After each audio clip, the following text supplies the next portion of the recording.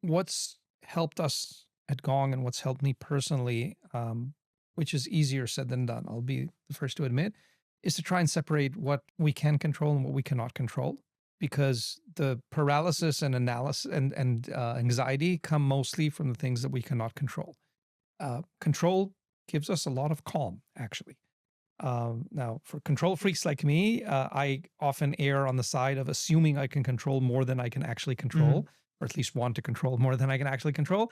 I find that a lot of people, they don't even separate those two things very well, and they get into a lot of anxiety and worry, which is a natural response to things they cannot control. Like, when will the war in Ukraine or the war in Israel be over? I don't know. I don't know. I do know that there's very little I can do about it. There's very, very little I can do about it.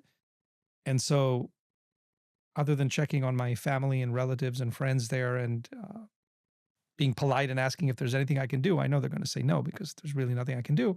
I focus on what I can control. And by doing that, we regain a sense of agency of, oh, okay, what we do actually matters, right? Because I'm a very small believer in thoughts and prayers. I don't think they work. And if it works for some people, great. For me, it doesn't work, okay? And I'm not a believer in it. So I'm biased towards action.